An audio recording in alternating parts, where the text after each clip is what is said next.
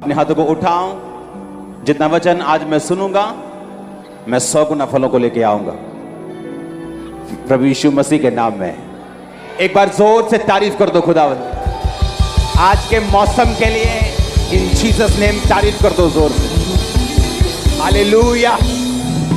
अपने हाथों को उठाओ। पंजाब के लिए प्रार्थना करने के लिए अपने हाथों को उठाओ। भारत के लिए, हिमाचल के लिए, हरियाणा के लिए, जम्मू कश्मीर के लिए अपने हाथों को उठाओ। खुदाबंद फ्लड से उन्हें राहत दे। जिस तरह 3 दिनों से प्रार्थनाएं आप करते आए हैं, यीशु मसीह के नाम में वो पानी सूख जाए। खुदाबंद तेरी दया इन पे हो प्रभु यीशु मसीह के नाम में हम मांगते हैं। जोर से खुदाबंद की तारीफ करो, जोर से।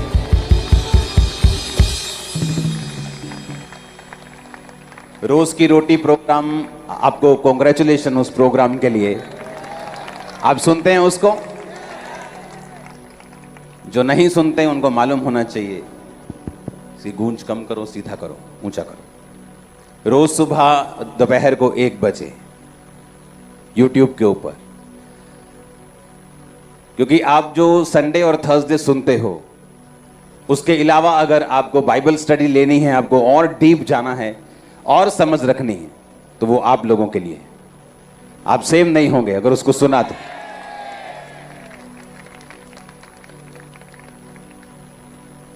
अगर आप में परमेश्वर की समझ आ गई, अगर आप में परमेश्वर के वचनों की अकल आ गई, आपको लाइफ आसान होगी आपकी। क्योंकि शैतान ने ये लोगों के दिल में डाल दिया है कि लाइफ इज ए स्ट्रगल, और वास्तव में ऐसा नहीं है। आपने कभी ऐसा देखा है कभी कि हस्बैंड वाइफ बात कर रहे हैं, चलो आओ 2-3 बच्चे पैदा करते ताकि वो खूब संघर्ष कर सकें,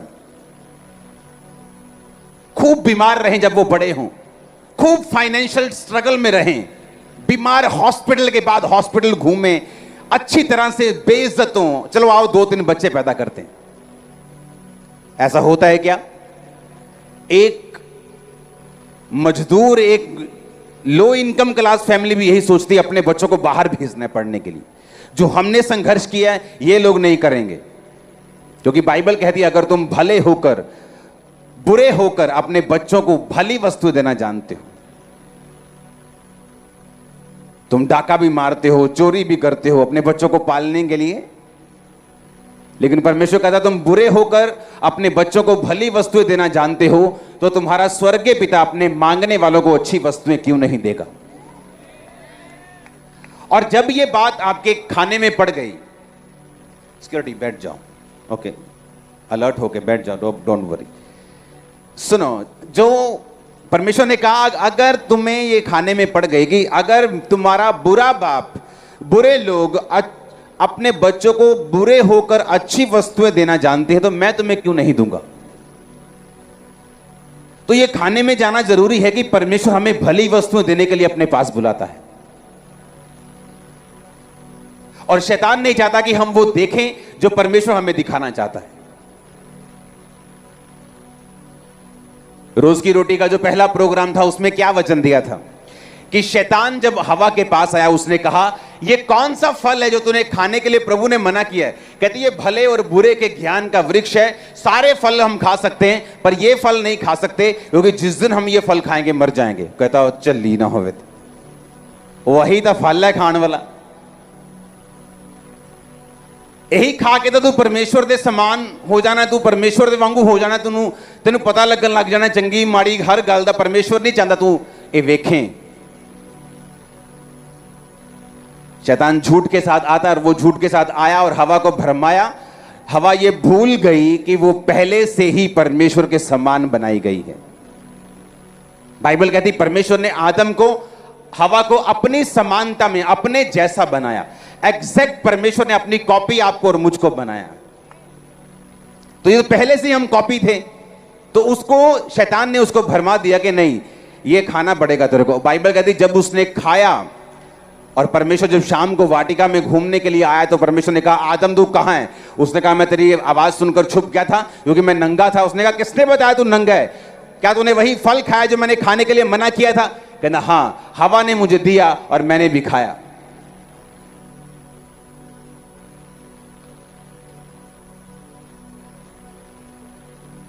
और तब वो डिसीजन लेने लगे क्या अच्छा है और क्या बुरा है। कुछ बुरी घटना हो गई, ये बुरा है। इसहाक की 20 साल शादी नहीं हुई, ये बुरा है। और जब मसीह में आप लोग आते हैं और मसीह को ग्रहण करते हैं कि वो मेरे लिए काठ पर लटकाया गया ताकि मेरे श्राप खत्म हो, वो श्रापित बना। जब हम उस श्राप से जो आदम और हवा से हमारे ऊपर आया और बुरे और भले के ज्ञान की आंखें हमारी खुल गईं, यीशु मसीह में आने के बाद परमेश्वर वो आंखों को बंद करता है। फिर हम अपना भला बुरा नहीं सोचते, हम ये कहते हैं कि सब बातें मिलकर भलाई को पैदा करती है जो मसीह यीशु से प्रेम करते हैं। अब हमारे लिए जो ट्रबल है, जो मुश्किलें हैं, जो कठिनता है, जो परीक्षा है, अब वो हमारे रोने का कारण नहीं है। अब हम आदम और हवा की तरह नहीं सोचते। अन्य जातियां जो इस श्राप के नीचे हैं, जब उनके साथ कुछ बुरा होता है कहते हमारे साथ बुरा हो गया। लेकिन जब एक मसीह व्यक्ति उस पोजीशन से होकर गुजरता है, वो कहता है परमेश्वर कुछ बड़ा काम मेरी जिंदगी में कर रहा है, क्योंकि उसकी भरी भली वो भला और बुरे के ज्ञान की आंखें बंद कर दी परमेश्वर यीशु ने। वो नहीं चाहता था, अब अपने बच्चे को नहीं चाहते कि वो उन चिंताओं को समझे जो बिजनेस करने में आती हैं, जॉब करने में आती हैं। आप चाहते हैं वो आनंद ले, वो दूध पिए, खाना खाए, टीवी देखे, एंजॉय करे लाइफ का, स्कूल जाए, दैट्स इट। लेकिन इंसान की फितरत है, जो उसके पास नहीं है उसको वो देखना चाहता है, जो उसको करने के लिए मना किया जाता है उसको वो करना चाहता है। हालेलुया।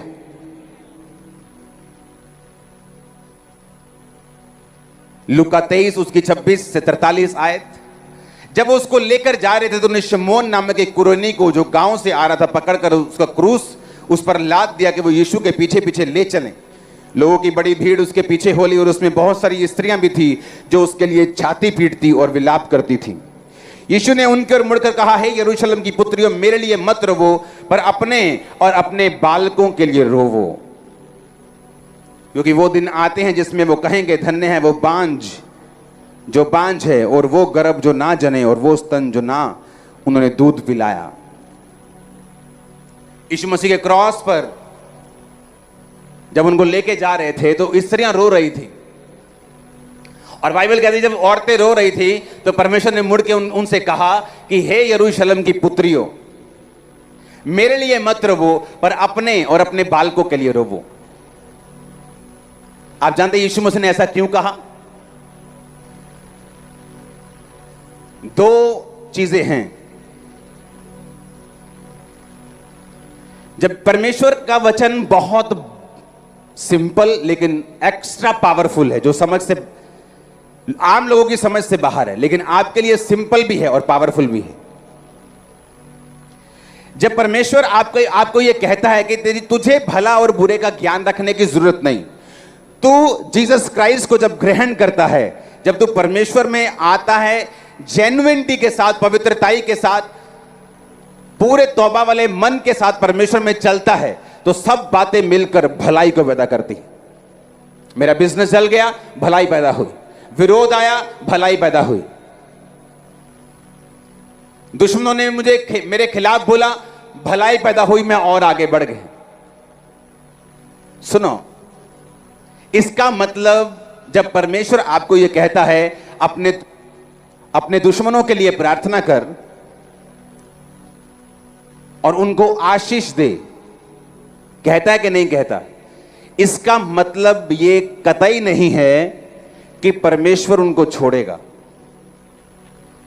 उसने आपको छोड़ने के लिए बोला है।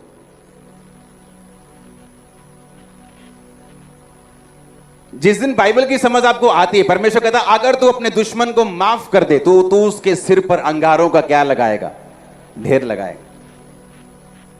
लेकिन अगर तू अपना बदला आप लेना चाहे तो अभी भी तू आदम और हवा के श्राप के नीचे है, जो भले और बुरे का ज्ञान रखकर खुद परमेश्वर की सीट पर, खुद परमेश्वर अपनी लाइफ का खुदा बनना चाहता था कि मैं अपनी मर्जी का मालिक हूं, मुझे कोई नहीं सिखा सकता, मैं क्या करूंगा ये मेरी मर्जी है।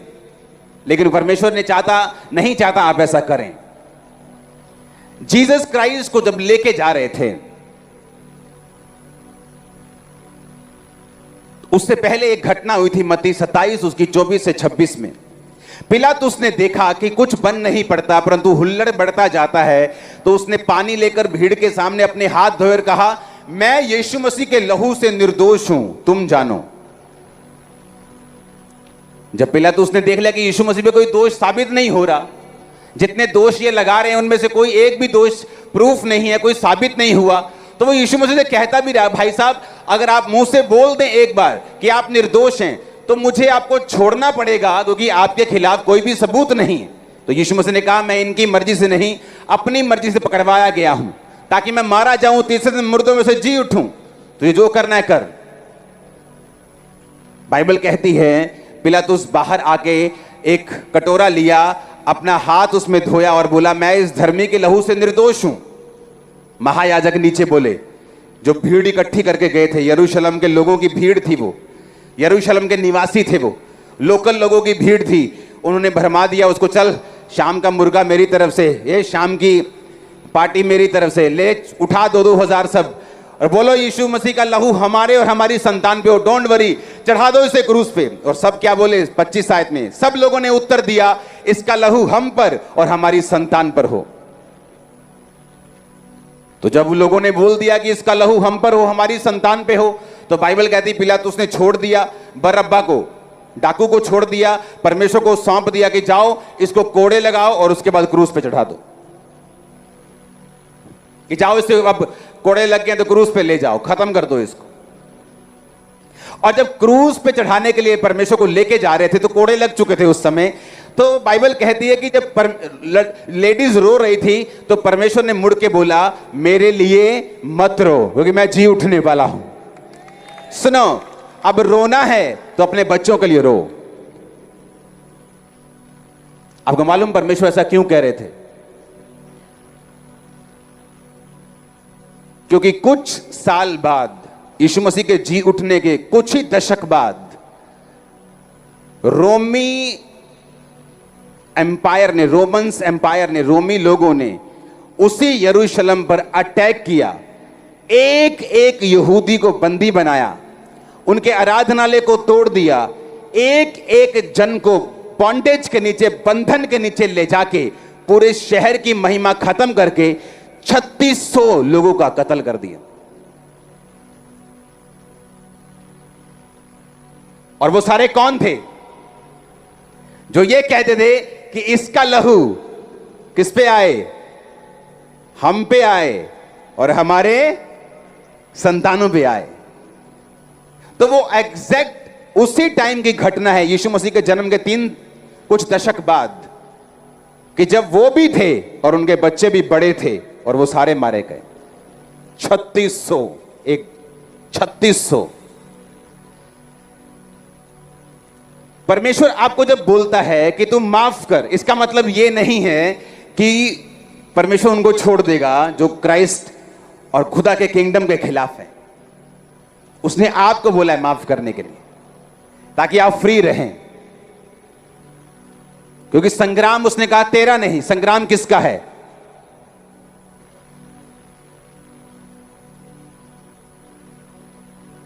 मैंने देश देखे हैं क्रिश्चियंस को मारते, जलाते हुए और उसके बाद बर्बाद होते हुए। एरियाज देखे हैं परमेश्वर के नाम की जब खिलाफत उठती है, हाँ ठीक है, हम चर्च नहीं खुलने देंगे, हम ये कर देंगे, वो कर देंगे, और जब परमेश्वर बदला लेने में आता है तब वीडियोस आती हैं इंटरनेट पे रोते लोगों। सुनो मेरी बात, परमेश्वर ने यह कहा तुम अपना बदला खुद मत लेना, क्योंकि मैं इतना पावरफुल हूं, बस चुटकी लगाऊंगा, सब सेट कर दूंगा। आप मेरी बात समझ रहे कि नहीं?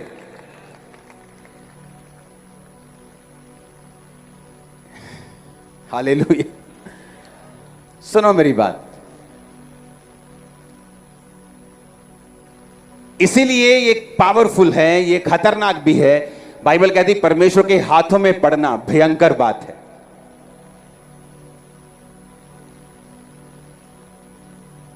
कहते इसका लहू हम पर हमारी संतान पे हो।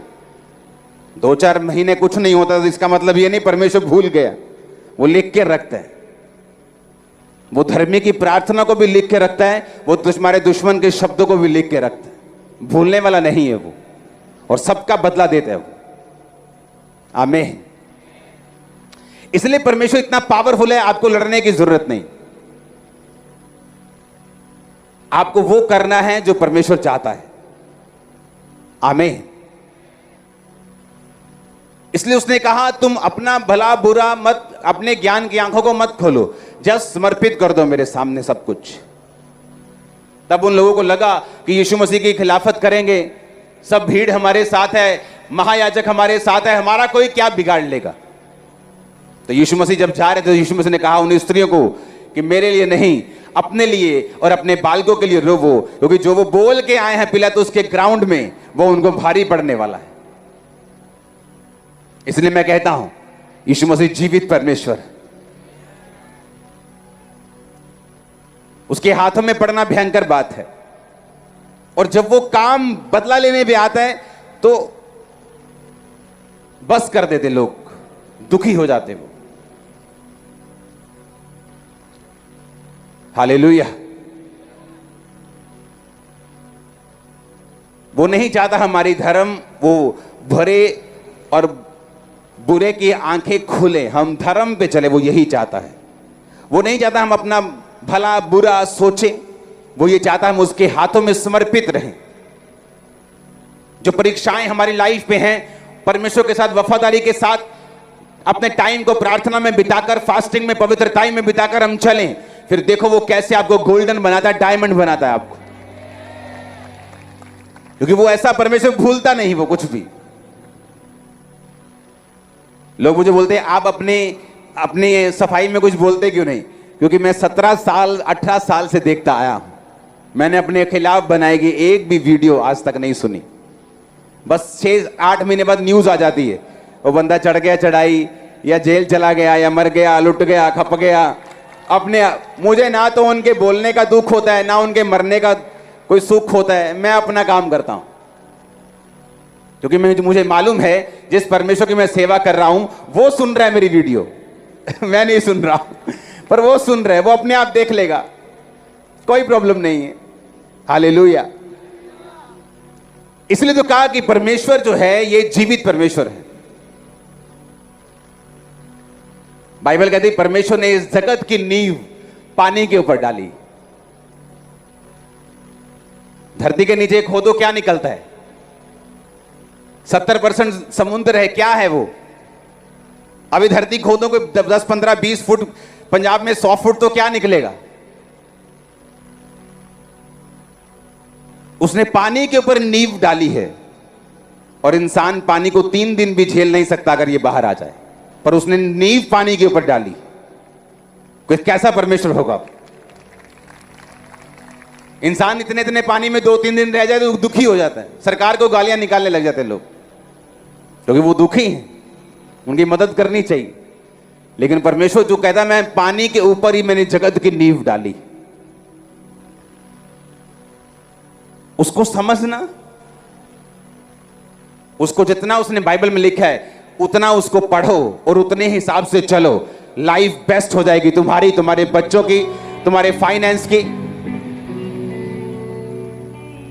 आने वाले टाइम में जो परमेश्वर मुझे दिखा रहा था, मैं आपको बताऊंगा आने वाले टाइम में क्या होगा, किस तरह से फाइनेंशियली ट्रबल्स देश फेस करेंगे। मैं आपको बता रहा हूं, प्रार्थना कर रहे हैं हम, लेकिन मैं आपको बता रहा हूं प्रोफेटिकली कुछ चीजें होंगी जिन्हें प्रेयर्स रोक नहीं सकती, लेकिन प्रेयर जो धर्मी होंगे उनको बचा सकती है, उनको स्ट्रांग रख सकती है, उस परीक्षा के दिन में उनको निकाल सकती है।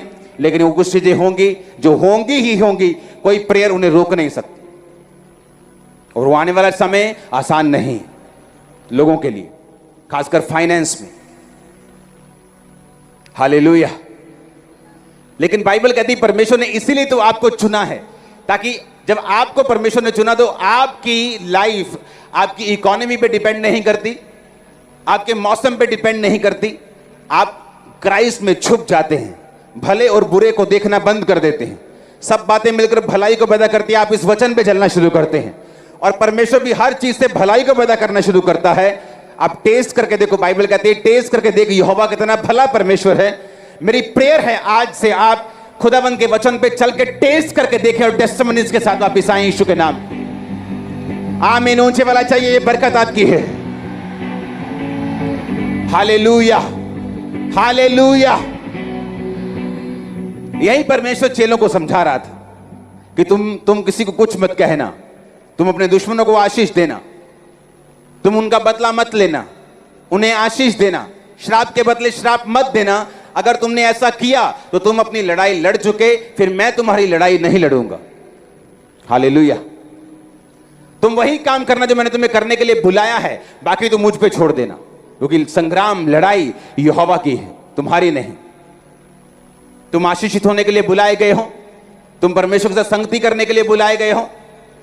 आदम को परमेश्वर ने बनाया था, 950 साल उसकी उम्र थी।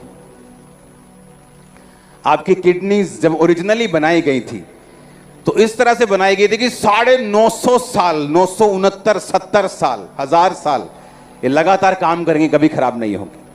हार्ट बनाया गया था, कभी खराब नहीं होगा। 900 साल। शादी होती थी 160 साल में, 105 साल में। लेकिन बाइबल कहती है जब इंसान पाप करता गया तो परमेश्वर ने जब देखा कि इंसान शरीर ही है और ये पाप करता जा रहा है, तो परमेश्वर ने कहा अब इंसान की उम्र 120 होगी। आप नहीं जानते परमेश्वर क्या क्या लोगों का कम कर देता ऊपर से देख के, कि जब वो परमेश्वर की आज्ञाओं पे नहीं चलते। परमेश्वर ने कहा दाऊद मैं तुझे बहुत कुछ देने वाला था, अभी तो मैंने तुम्हें इजराइल राज्य दिया था, पहले यहूदा दिया, फिर मैंने इजराइल के 12 गोत्र तुम्हें दिए, बहुत सा सोना दिया, बहुत से लोग दिए, अभी तो मैं तुम्हें और भी बहुत कुछ देने वाला था, लेकिन अब बस जब तुमने पाप कर लिया बत्शेबा के साथ, अब बस अब मैं अपना विचार बदल चुका हूं। इसलिए मैं कहता हूं आपकी लाइफ में कितना आप बढ़ेंगे इस बात पे निर्भर नहीं करता कि परमेश्वर क्या चाहता है, इस बात पे निर्भर करता है आपकी कैपेसिटी क्या है, आप कितना ले सकते हैं परमेश्वर से। आपकी तनख्वाह 15,000 थी, आप शराब नहीं पीते थे। आपकी तनख्वाह 45,000 हो गई, अब थोड़ी थोड़ी वाइन पीने लगे। आप हार्ट के लिए अच्छी होती है थोड़ी थोड़ी। तो परमेश्वर सोचता है तू गरीब ठीक था, तू 15,000 में ठीक था, तू 45 लेकर शराब पीने लगा है। तू ठीक था गरीब, तो सीधा चर्च आता था, गाड़ी लेने के बाद अब तू लड़की को घुमाने लगा है। मैं पछताता हूं तुझे ब्लेस करने से, आगे से मैं तुम्हें इतना ब्लेस नहीं करूंगा। तू अच्छा था जब नोकिया 1100 तेरे पास था, जब फोन करता था, अब स्मार्टफोन है तो तू ब्लू फिल्मों को देखता है, मैं तेरी ब्लेसिंग को रोक के रखूंगा। जब परमेश्वर ने कहा आदमी के साथ मैं सदा लौ विवाद ना करता रहूंगा, क्योंकि आदमी शरीर ही है, इसलिए मनुष्य की आयु 120 साल की होगी। तो आपको क्या लगता है, क्या अनाउंसमेंट हुई थी स्वर्ग से, अनाउंसमेंट हो रही है कि भाई साहब तुम्हारी उम्र 120 होगी? अब परमेश्वर ने दिल में सोचा अपने, या स्वर्गदूतों से बात की होगी।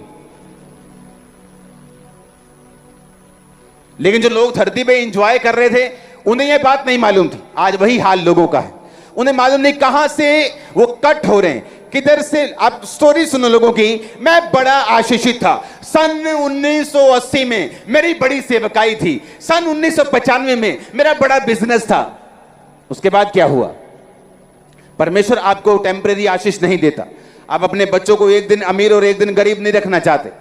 आप चाहते आपके बच्चे सदा आशीषित रहें। परमेश्वर चाहता आपकी लाइफ, आपके पूरी फैमिली हमेशा ब्लेस्ड रहे।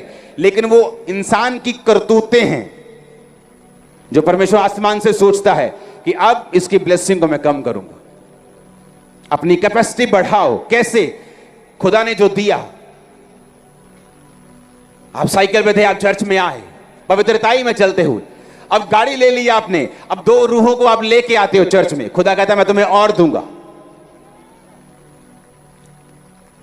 तुम बीमार थे तो चर्च में आते थे, अब तुम हील होके 10 लोगों को लेके आ रहे हो। खुदा सोचता मैं तुम्हें और बरकत दूंगा। दाऊद के बारे में उसने सोच के रखा हुआ था, कहता दाऊद मैंने सोच के रखा था मैं तुम्हें और भी बहुत सी ब्लेसिंग दूंगा, क्योंकि तू मेरे दिल के अनुसार चलने वाला था। लेकिन जब से तूने ये पाप किया है, मैंने अपना विचार त्याग दिया है। अब जो है तेरे पास बस यहां स्टॉप कर दूंगा। और परमेश्वर तो बदलता नहीं। वो दाऊद के बारे में वही सोचता था, नूह के टाइम में लोगों के बारे में वही सोचता था, आज भी वो आपके बारे में, मेरे बारे में यही सोचता है कि जितना हम थैंक्स गिविंग करेंगे, जो खुदा दे रहा है उसके लिए थैंक्स करेंगे, पवित्रताई में रहेंगे, सामर्थ में चलेंगे, जो डेडिकेशन पहले दिन आपकी थी, पहले साल आपकी थी, अगर उसी डेडिकेशन से आप चलेंगे तो अब यहां तक आप पहुंच गए हो, आगे कहां जाओगे इन जीसस नेम, आप देशों को हैरान कर दोगे। मैं आपको सच कह रहा हूं। लेकिन शैतान अपने सवालों के साथ आता है बीच बीच, अपने क्वेश्चंस के साथ, ये क्यों है, खुदा ऐसा है, खुदा जीवित है तो ऐसा क्यों है, अगर वो ऐसा है तो खुदा ने ऐसा क्यों नहीं किया, अगर ये ऐसा है तो वो ऐसा क्यों है, ऐसा क्यों है, वैसा क्यों है, क्वेश्चंस के साथ वो आज भी आता है। इसलिए मैंने कहा वो क्वेश्चंस का हल परमेश्वर के वचन के ऊपर चलना, उसके वचन की नॉलेज रखना, और दूसरा अपनी परीक्षाओं में स्थिर रहकर एक्सपीरियंस हासिल करना, फीलिंग्स वो निकलने की हासिल करना, ताकि शैतान के जलते हुए तीरों को बुझाया जा सके। आमीन। अगर आप यहां पहुंच गए, इमेजिन करो विश्वास के साथ आगे कहां तक जा सकते हैं, किस टॉप पे जा सकते हैं, किस ऊंचाई को आप हासिल कर सकते हैं, अगर परमेश्वर आपको यहां तक लेके आ सकता है तो। इसलिए उसने कहा आत्मा को मत बुझाओ, भविष्यवाणियों को तुच्छ मत समझो, गैर भाषा में प्रार्थना करके अपने अति पवित्र विश्वास में बढ़ते रहो, क्योंकि तुम्हारा परमेश्वर सोया नहीं। वो जानता है तुम्हारे दुश्मनों को जवाब कब देना है, वो जानता है तुमको कब बढ़ाना है, वो जानता है तुमको परीक्षा से कब निकालना है, कब डालना है, क्या तुम्हारे साथ करना है। तुम उसकी प्रिय संतान हो, जिसको लहू मोल दे के खरीदा गया है, तुम फालतू के नहीं हो। आमीन, आमीन। एक पहलू यह है जीसस क्राइस्ट का कि क्रूस के ऊपर वो लोगों को कह रहा है, कील ठोकने वालों को, हे पिता इन्हें माफ कर। लेकिन वो दूसरा पहलू जो 70 एडी में यरूशलेम के ऊपर अटैक हुआ, आराधनालय तोड़कर बनाकर 36 लोगों को मारकर कत्ल कर दिया गया, वो पहलू किसी को पता नहीं। हालेलुया। वो जीसस ने अपना काम किया, परमेश्वर ने अपना काम किया। आप माफ करेंगे, आप अपना काम कर रहे हैं, परमेश्वर बदला लेंगे, वो अपना काम कर रहे हैं। आप नहीं चाहते वो बदला ले ना ले, आपने माफ कर दिया, आप फ्री हो, आपकी स्पिरिट फ्री है। आपको मालूम है आप खुदा का काम कर रहे हो, अपने बाप का काम कर रहे हो, कहीं आएंगे कहीं जाएंगे, आप अपना काम कंटिन्यू रखो, the show must go on. आमीन। परमेश्वर अपने आप पकड़ लेगा, जिसको पकड़ना है, जिसको छोड़ना है छोड़ देगा। वो आपका सच्चा परमेश्वर है, उसके जैसा कोई नहीं, वो भूलने वाला परमेश्वर नहीं। आमीन। इसलिए तो उसने आदम और हवा से कहा था कि भाई तुम्हारी लाइफ बड़ी सिंपल है, तुम्हें भला बुरा जानने की जरूरत ही नहीं है, वो मैं देख लूंगा, तुम बस मेरी उपस्थिति में रहा करो। और शाम के टाइम परमेश्वर आदम के पास आता था, उसकी उपस्थिति में रहने के लिए आदम को बनाया गया था। ठंडे समय वाटिका में परमेश्वर फिरता था, आदम से बात करता था, और आदम को इसलिए परमेश्वर ने 100 साल उम्र नहीं दी थी, 950,000 साल का आदम बनाया गया था। वो तो गिरने के बाद आदम 950 साल के करीब जिया, अगर ना गिरता तो पता नहीं कितना साल जीता। वो गिरने के बाद भी 950 साल उम्र थी उसकी, पता नहीं अगर ना गिरता तो पता नहीं 10,000 साल का आदम होता। हालेलुया।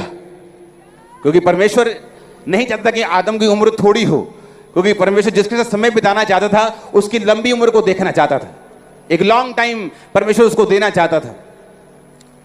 हालेलुया। और किस काम के लिए आप बनाए गए हो?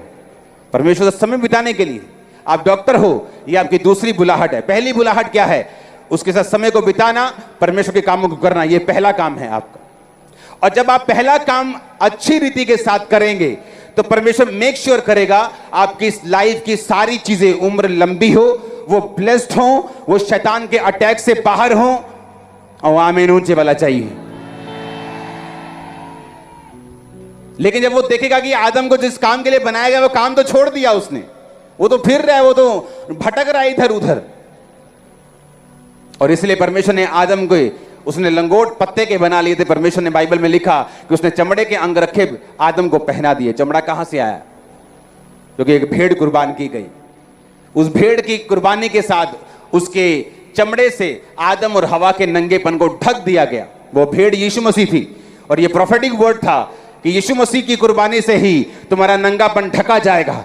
और थैंक यू जीसस बोलो, हम ढके गए हैं। आज हम आगे बढ़ सकते हैं यीशु के नाम में, आगे जा सकते हैं यीशु के नाम में। बड़े काम कर सकते हैं यीशु मसीह के नाम में। खुदा में चल सकते हैं, बड़े काम कर सकते हैं, अपने और अपने परिवार का उद्धार होते हुए देख सकते हैं, हीलिंग को देख सकते हैं। आमीन ऊंचे वाला चाहिए चर्च, आमीन ऊंचे वाला चाहिए।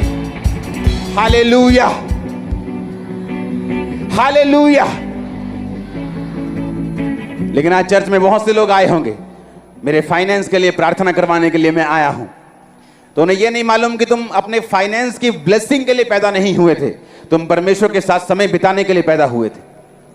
जब तुमने अपना पहला कर्म छोड़ दिया, मेजर काम जो किसके लिए बनाए गए थे छोड़ दिया, तो बाकी सब चीजों में तुम दुखी हो।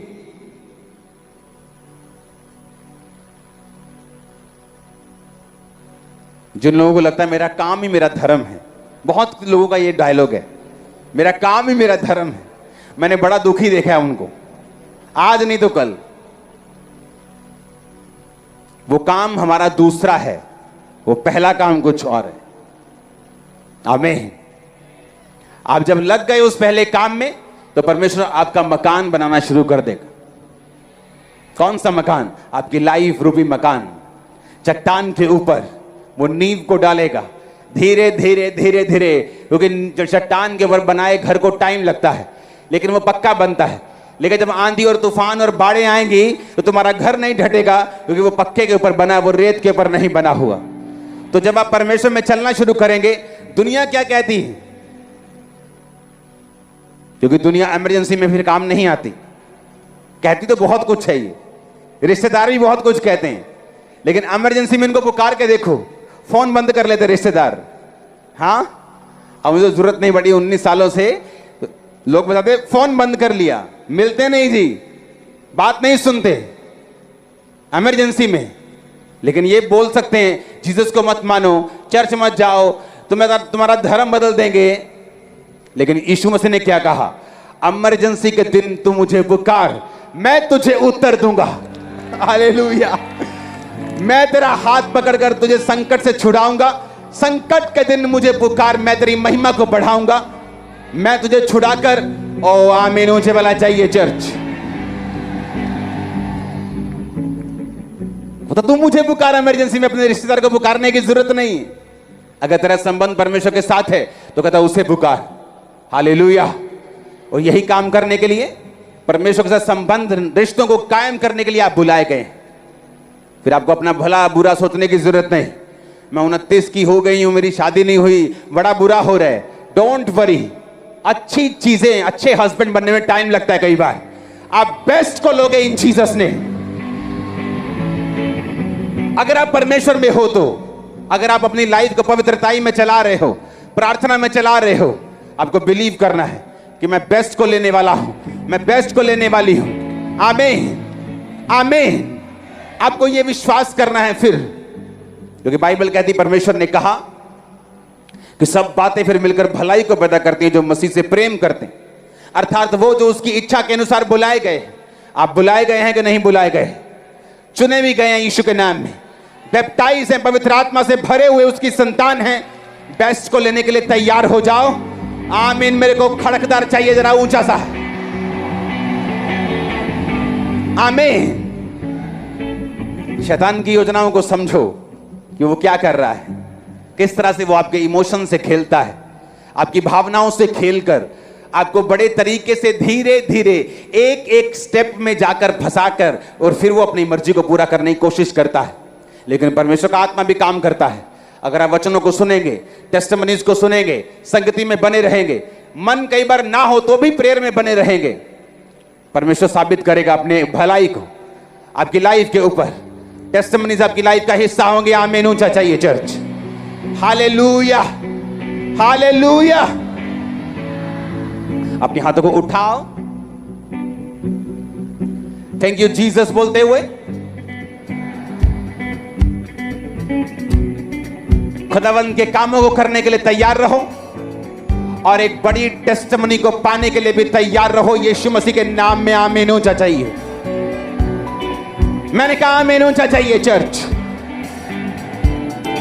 अपने हाथों को उठाओ। Thank you Jesus.